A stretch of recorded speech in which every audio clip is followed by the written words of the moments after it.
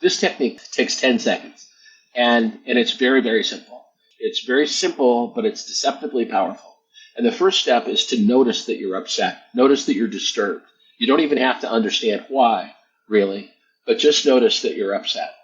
And this is the mini vacation I was talking about, the 10-second vacation that will do a lot more good than a week in Portugal, although I just got back from Portugal, and Portugal is pretty wonderful.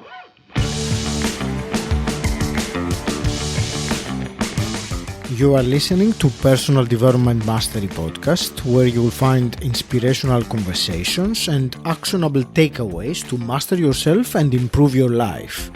I am your host, 𝗁𝗂𝗵𝗀, and my mission is to inspire you to grow, stand out, and take action towards a purposeful and fulfilling life. In this podcast, I invite myself inside the minds of successful entrepreneurs, authors, spiritual teachers, thought leaders, people who share their journey, milestones, and failures for you to be inspired to grow.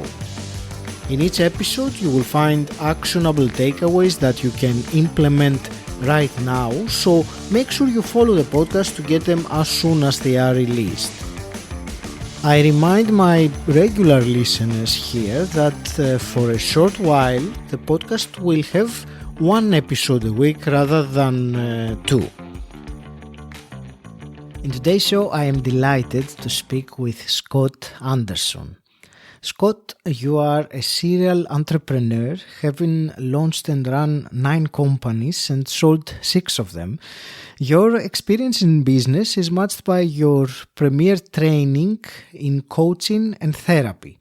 You are an executive coach and a licensed mental health therapist. You have been featured in Forbes and Entrepreneur magazines, and you dare entrepreneurs and executives to fully live their unique talent, passion, and purpose. An expert in the area of burnout, you are passionate to solve one of the big entrepreneurial plagues, which is burnout. Scott, welcome to the show. I'm delighted to speak with you today. Thank you, Agi. It's great to be here. I appreciate the opportunity. It is, Scott, a topic that I think it is very important and probably not discussed as much, maybe also because of what the term burnout means to some people. Maybe they have misunderstood what it is. But before we go and dive into that, and I'm very excited to listen to your expertise on that, I would like to start with a bit of your story, a bit of background to understand how you ended up on this side of burnout, as you say. So, can you take us back to the other side of it? Sure. How was your life? What were you feeling? Sure. Yes. Well, thank you. I come from generations of entrepreneurs. It's oddly for me, it was for a lot of people. I think it's expected that maybe you go to university and get a good job, but in my family, the expectation was that you would be an entrepreneur, that you would start a business, and it was very normal. At least to me, it seemed very normal, and it seemed like the biggest risk was actually working for somebody else. That was the bigger risk than starting something on your own. So anyway, I was just for many generations, both sides of my family that immigrated to the United States, that was the idea, was run your own show and so forth. And I think I was just sort of wired for that. But what I discovered as I got into business, of course, is that, and started my own companies, is that nothing really prepares you for the ultimate responsibility that you have. And if on top of it, there is a bit of perfectionism, as there is in me, and also, a real desire for the highs of entrepreneurship, but also a real vulnerability to the lows of it, and which I didn't know going in. And so anyway, to kind of make a long story short, I had started and worked with a bunch of different companies, including my family. My grandfather had started a business that I ultimately ran and sold to our employees. Then I started a couple of other businesses. The biggest business that I started was an advertising agency, which I ran for 25 years. And what I found was, first of all, the advertising agency world is not for the faint of heart.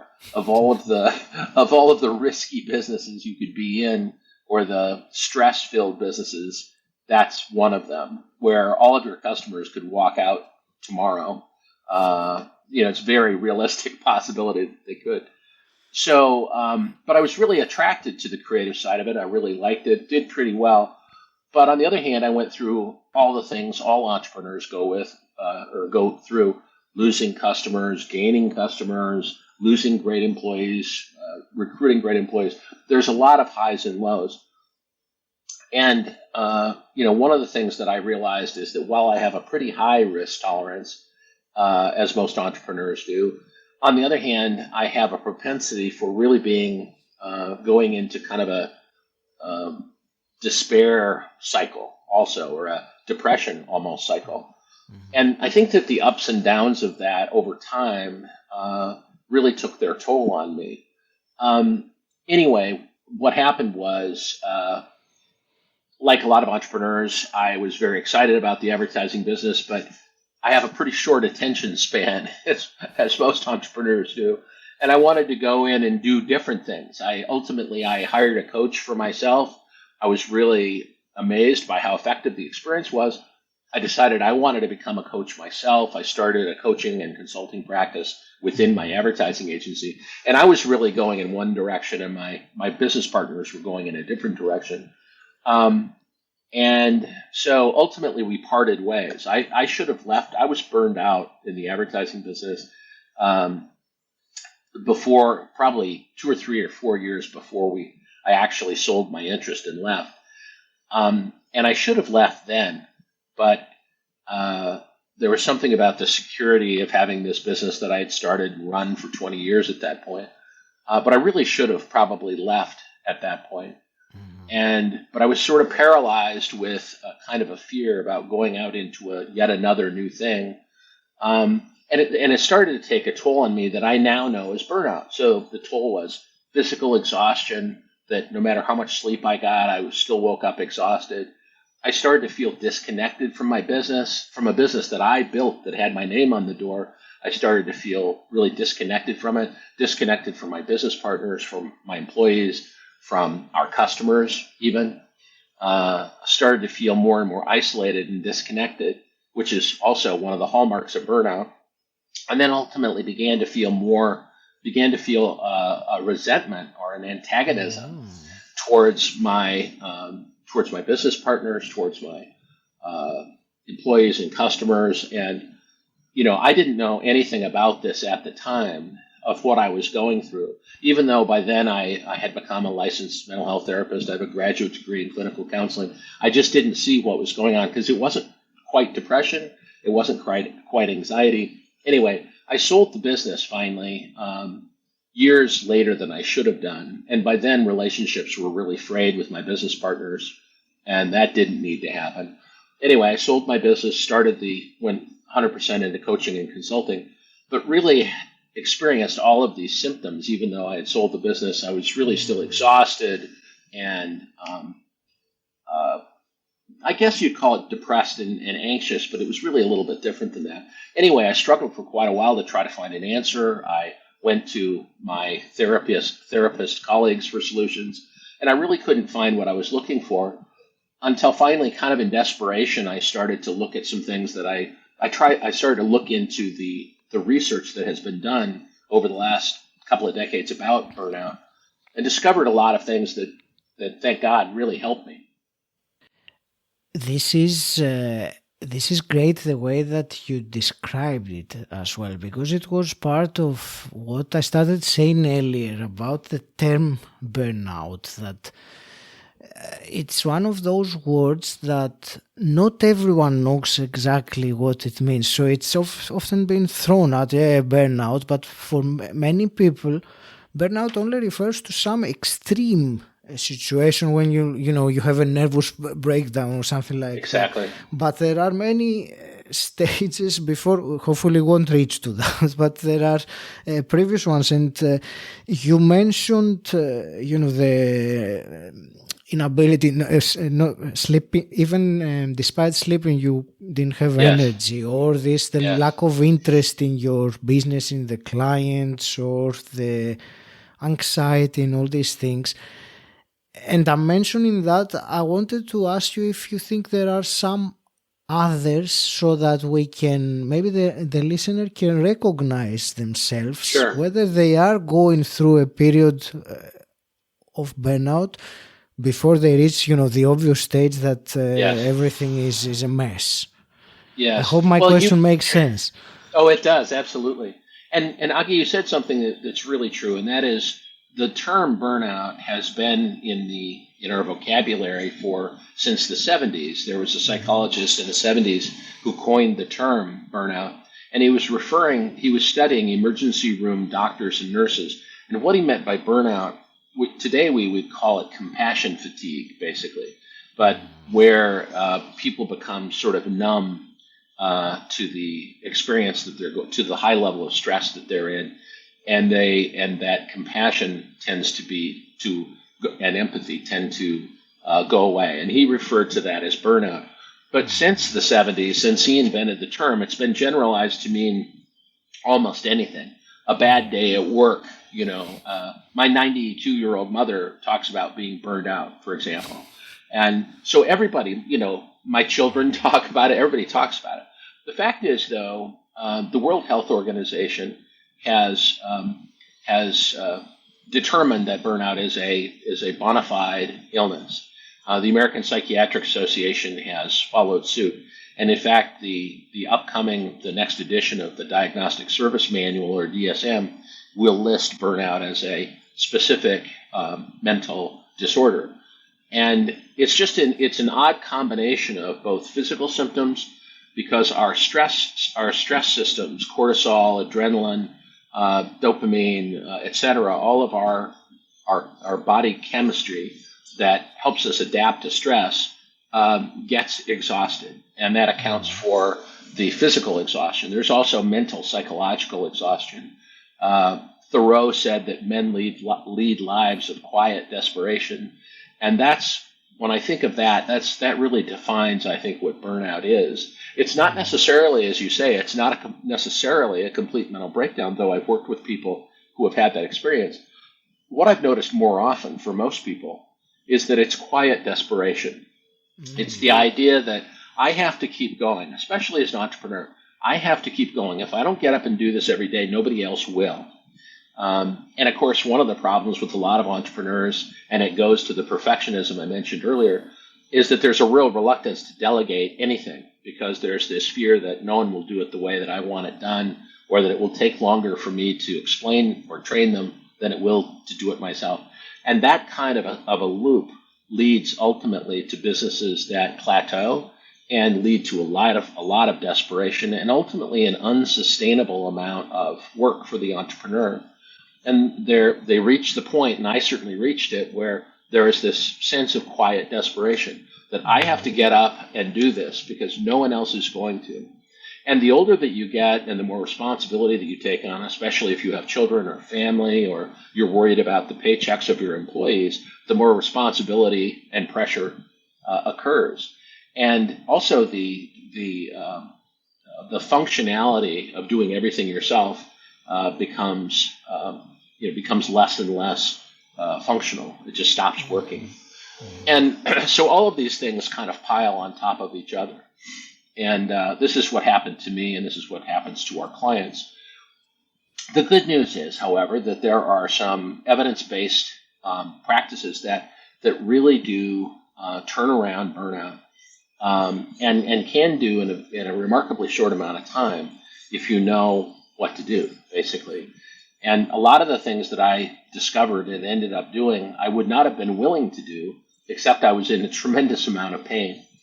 And that opens your mind in a way that other things won't. And so I was willing to do some things that seemed very counterintuitive to me. A lot of it had to do with letting go, of delegating my responsibility. On a very practical level, we and it's also, of course, the only way to scale your business. Otherwise, you will be in this quiet desperation forever. So the good news is there are solutions. And we will certainly discuss about the solutions. It was something that I found it very interesting how you tied the quiet desperation with the perfectionism earlier, and it makes very much sense what you said, and tied it also with the delegation that you just mentioned in the end, and I believe very, very common enemies or mistakes or hurdles. I would say that's probably a better word than the other two. It doesn't involve the judgment of it. So I don't know if you will agree with me. I think all those burnouts, the description that you gave, and you said earlier that it's going to be classified as a specific mental disorder. Yes.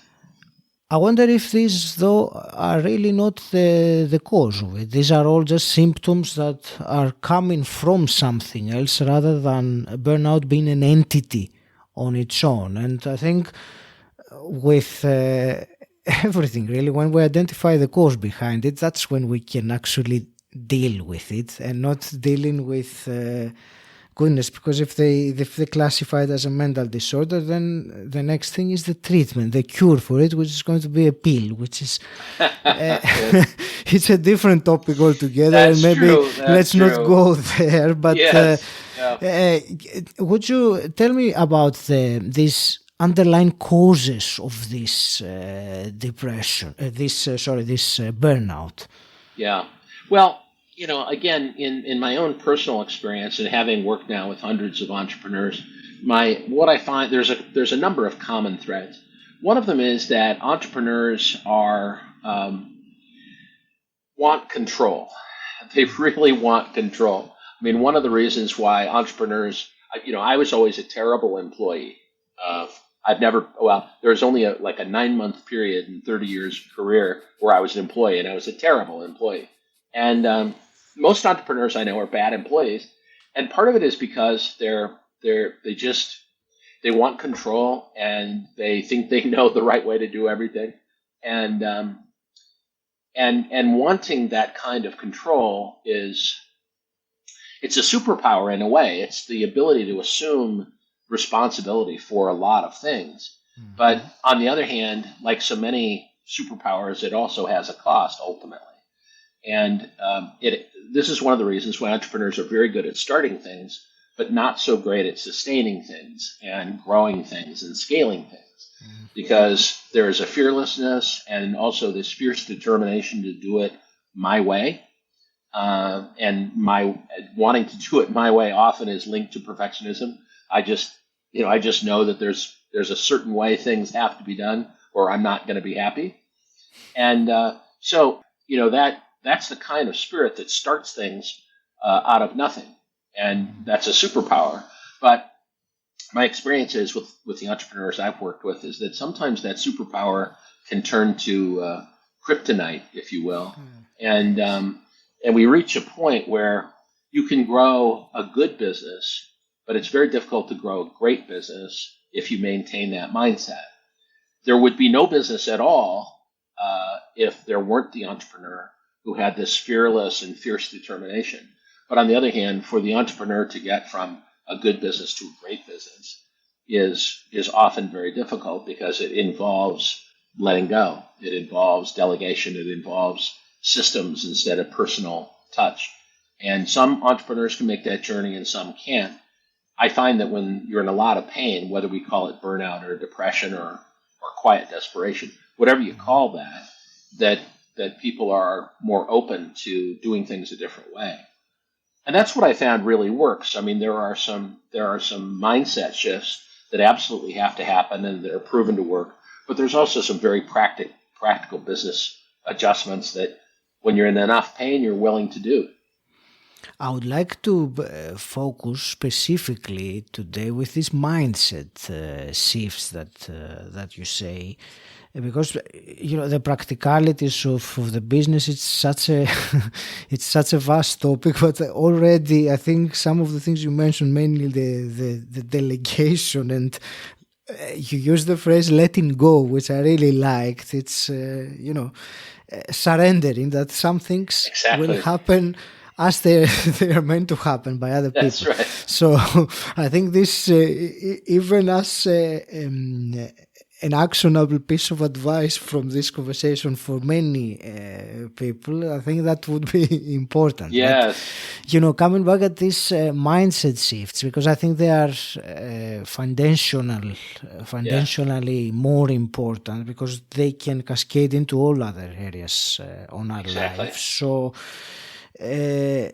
I realized that you have condensed them, shall we say, to 5 key shifts that entrepreneurs use to, I'm going to say, to beat burnout. I'm not sure if beat is the right word I'm using, or maybe another word would be more appropriate, but I would like you to guide us to these shifts, shall we say, and then if we have some time, we can go deeper on one of them, maybe. Sure. Well, there are basically 3 things that have to happen for, in my own experience with my own burnout and with the folks in our system, is that one of the most important is to address stress in a different way than we're used to. Most entrepreneurs, if they feel stressed or anxious, their solution to everything is to work harder and worry more. And that works, bizarrely. I mean, it does work. The answer to everything, and this comes, I think, in part from being, 3rd or 4th or 5th generation entrepreneur. The answer to everything is work harder and worry more and be a perfectionist. That's the answer. And it doesn't matter what the problem is, that's the answer.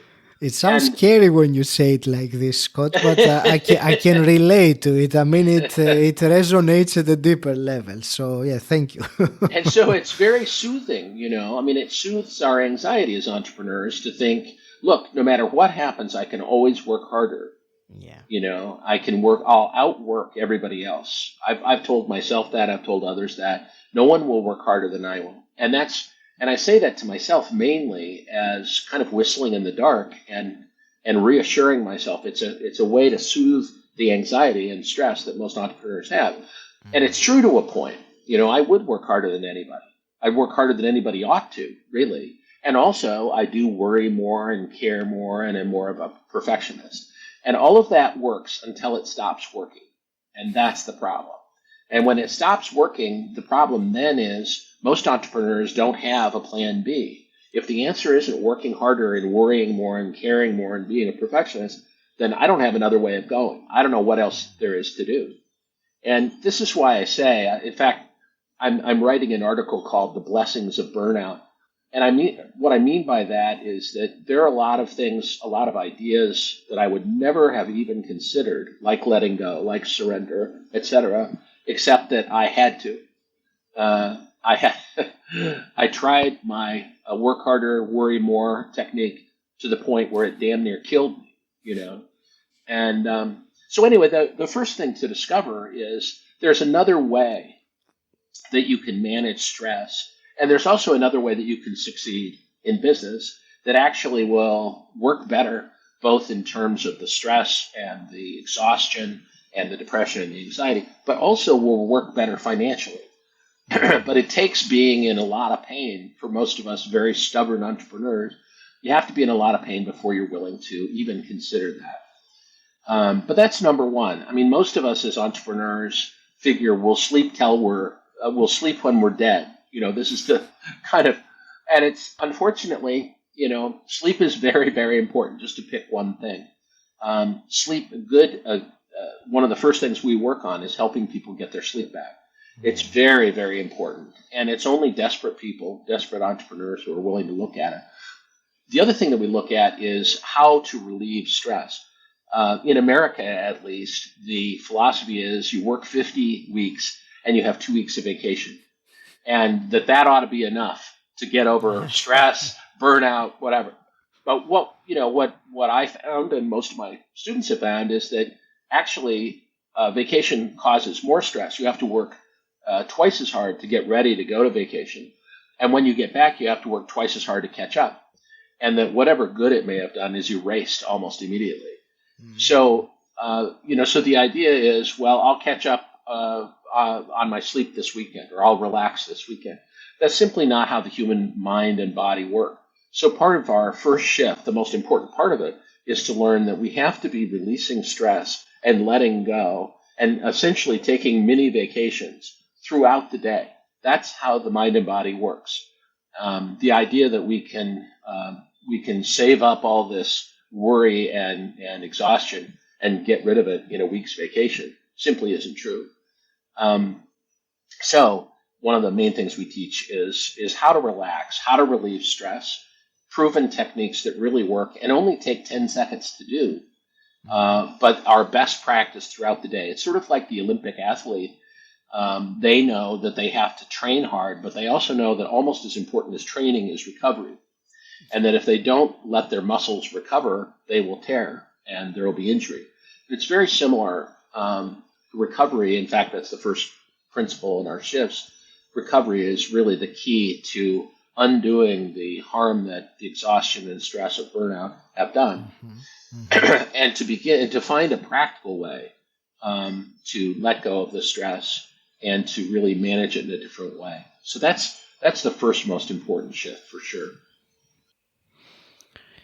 It's certainly one of the most important skills I think anyone can have in life, because with stress that you mentioned it as stress, I will also add to that, even though it is included, but I will also make a clarification that this is also our emotional state, because it goes down to how we manage, how we're able to manage that physical sensation in our body that can debilitate us or can push us to do something that we wouldn't normally do in order to avoid it or suppress it. So exactly.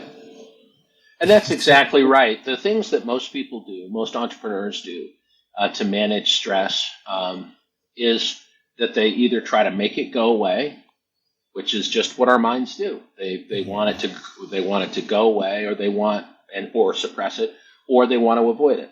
And both of those techniques may work briefly a little bit in the short term, but ultimately the research is very clear that either trying to suppress or avoid stress makes it come back even stronger and more frequently. But that's the thing that we do. And in fact, all of the things that we naturally do as entrepreneurs to deal with stress and burnout actually make it worse. Mm-hmm. So that's the first thing we need to do, is to stop doing things that make it worse. A lot of people use, unfortunately, and especially during COVID, people use alcohol, drugs. There's a long list of things that people use to try to somehow manage stress. But unfortunately, all of the things that we do, and our minds naturally are problem solvers, so our minds want to suppress or make the stress go away, or to avoid it. Both techniques will make it worse, but that's what we naturally do. Thank you. And do you want to share with us one more of these shifts, those key shifts? Because this is fascinating. I would like to know one more than you think it's absolutely maybe complementary to the one that you said. Another one that's really important is entrepreneurs in particular are whether we're sort of aware of it or not, are really looking outside ourselves for affirmation and reassurance. And so we look for, if we have a good month, for example, in our businesses, then we feel good temporarily.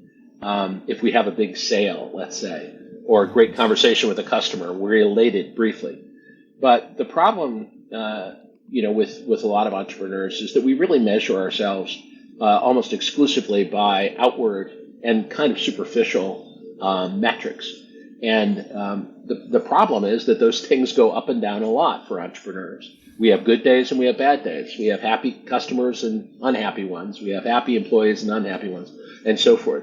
So one of the things that we really stress is we take our clients through a process where they begin to re-identify or maybe identify for the first time what they really want, what they really love, and what makes life to them.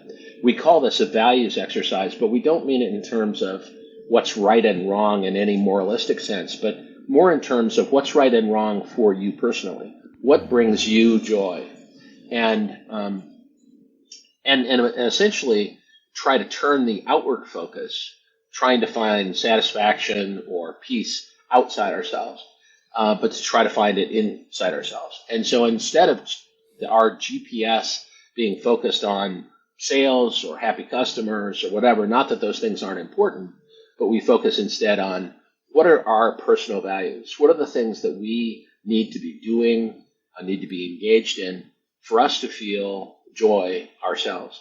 And this is kind of disorienting for entrepreneurs who have put so much emphasis on getting things to work on the outside. But it's an essential shift. And actually, and a lot of entrepreneurs are afraid, well, if I do that, then my business will fall apart. I can't be successful. We get very superstitious about our approach. Our approach, I have to throw salt over my shoulder or my business won't work. It's about that silly. But again, if you get into enough pain, you begin to realize I've got to try something else.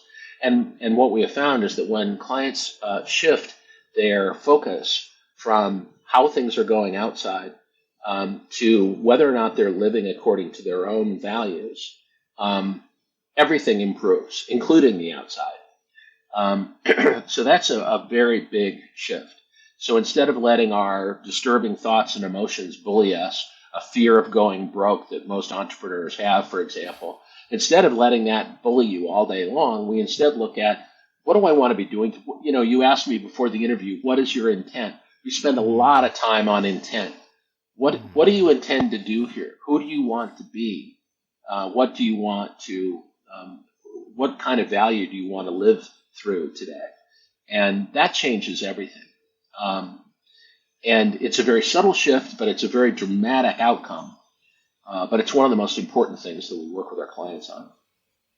It's that's fascinating. Thank you for your explanation, Scott. And it made me think that somehow those two shifts that you mentioned are related in the sense that both of them involve taking your focus from something that is more outer to something that is more internal, which is it isn't it very fascinating as an approach of going back to what's happening, how I'm feeling, and the work with the values that you said.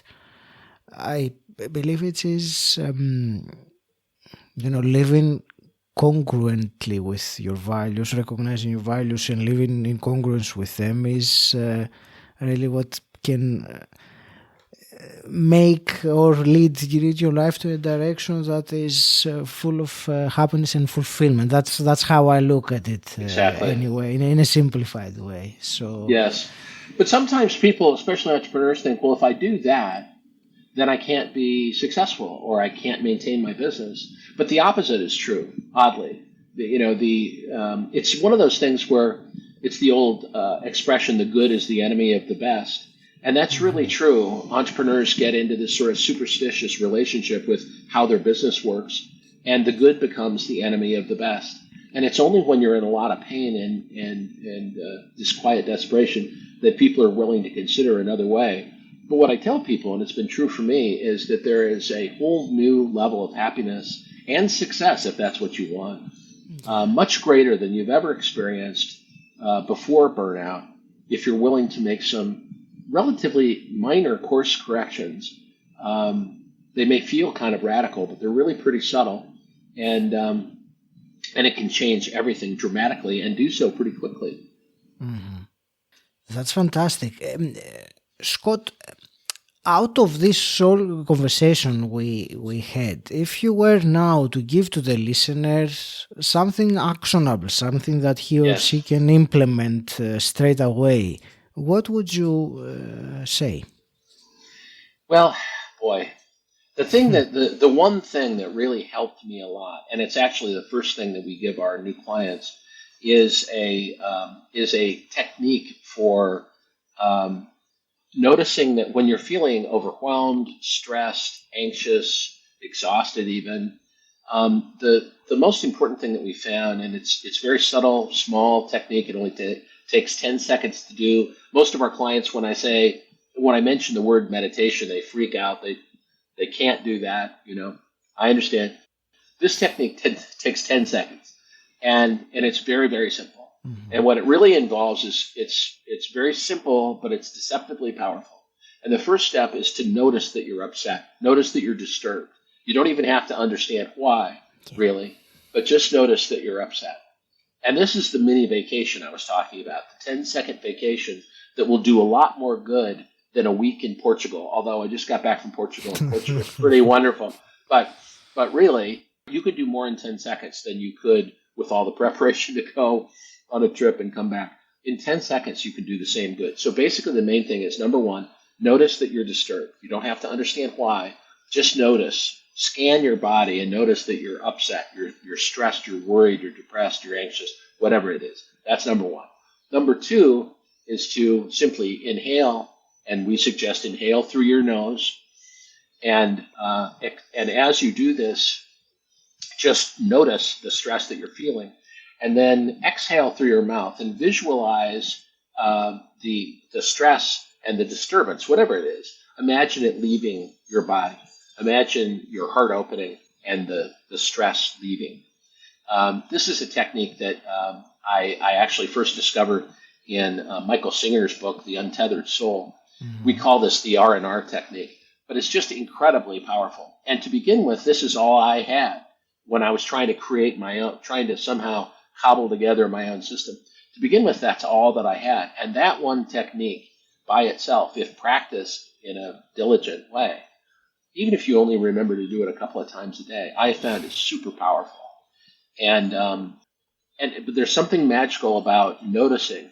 Instead of trying to suppress or get rid of the bad feeling that you have, or trying to avoid it in some way, there's something about doing the counterintuitive thing of noticing what's happening, of actually seeing it. And not necessarily, you don't have to understand all of the psychology or the thinking, but just notice that in your body you feel tension. Notice in your body that your heart rate is higher or your breathing is higher. It doesn't matter. You don't have to figure it out. The main thing is just to notice it. And there's something very powerful in noticing it. And then to consciously allow this tension that wants to leave anyway, just allow it to go. This whole process takes 10 seconds. I'm making it sound like it's so complicated. This takes 10 seconds. Very simple. So, that's what I would advise people to try at least. And there's a lot more you can do, but that one technique is very powerful. It's immensely valuable. So thank you. And this, you said, it's very powerful. I think I would even dare to use the word magical. If you noticing the fact that you are upset or stressed or really breaks the pattern and the train of thought of whatever was happening up to that moment. So those 10 seconds, and now I appreciate very much what you said about the mini vacation, because it's a mini vacation from the rampant internal dialogue that is taking you to that stress and that overwhelm. So it breaks even for a little while, and you reconnect with that the inner power, if you want, or your higher self, or however you want to call it. Yes, exactly, absolutely. That's just the rampant internal dialogue. You said that so well. That's exactly it. And if we can just, the last thing we want to do is to sort of notice it, because it's sort of scary. But once we notice it, it starts to quiet down. And you can, I challenge anyone who's listening just to try it. But that little tiny technique, even if you can't meditate, you don't have to meditate. But if you just try this technique a couple of times a day, it's just incredibly powerful. Mm-hmm. Thank you. Scott, where would you like to direct the listeners that have enjoyed this conversation and would like to know more about who you are and what you do? Oh, thank you so much. Well, the best thing to do is you mentioned the 5 shifts. We've got a master class on the 5 shifts to break through burnout. And so if your listeners will go to, I guess it's HTTPS. The S is essential, but it's burnoutbreakthrough.com is the most important thing. Yeah, burnoutbreakthrough.com, and there is a master class on the 5 shifts that I mentioned. I go into a lot more detail that will explain, how you can, you can really, and this is, I guess, what I would love to leave any of your entrepreneurial listeners who are going through this, is that you can really, it's really possible to get through this, and remarkably quickly.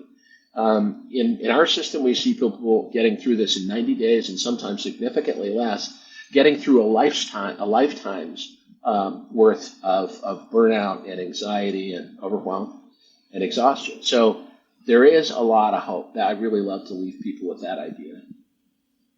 That's brilliant. Thank you. And Scott, I will ask you also some quick fire questions just to wrap things up.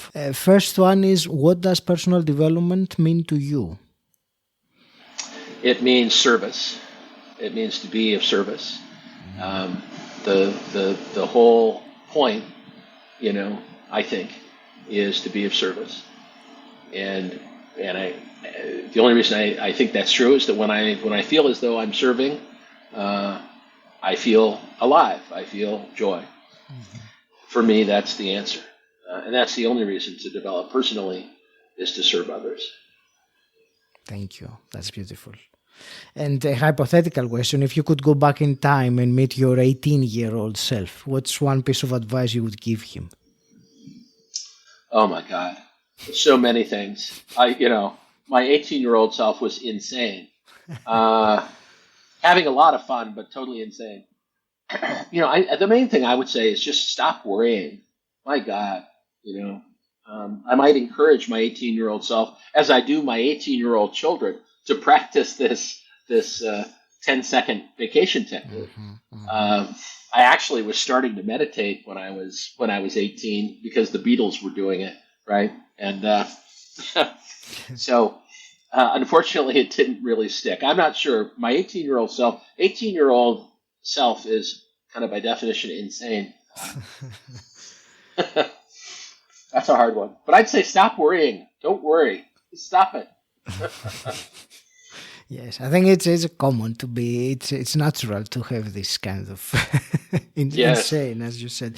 And Scott, what's one book that you would recommend to the listener based on the topic today? You mentioned already The Untethered Soul by Michael Singer. So if you want to maybe mention, if you want to leave it to that, we can. But if you have something else that comes to mind. Well, I'd really recommend, Michael Singer is just a brilliant guy. And also, interestingly, an entrepreneur. And that's one of the reasons I first got interested in him. Is that he built a $1 billion medical records company from nothing, and his intention was not really to build anything.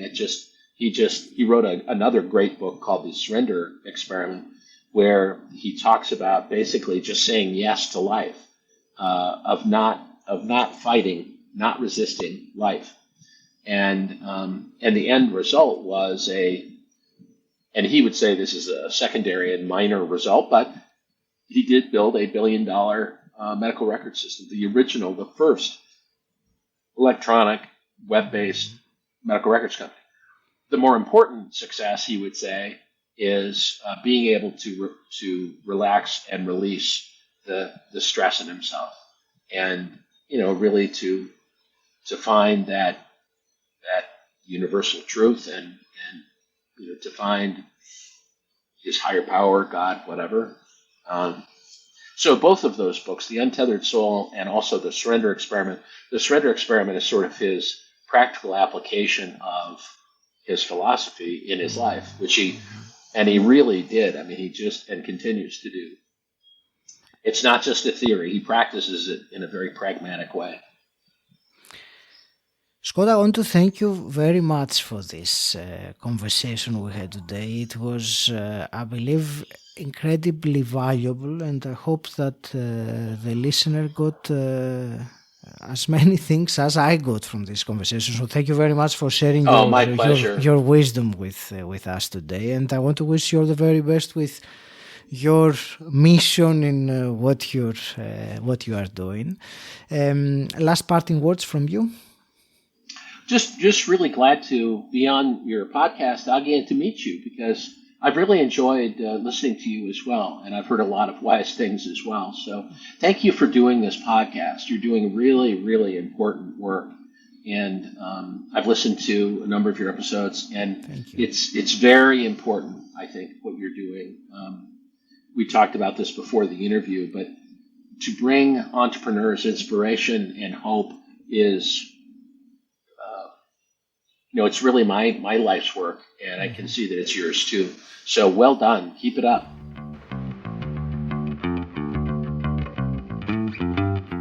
I hope you enjoyed listening and that you got a huge amount of value from today's episode. If you have, please share this episode with someone who you think will benefit from it. If you want to know more about me and what I do, visit my website 𝗁𝗂𝗄𝗆𝗄𝗏.com.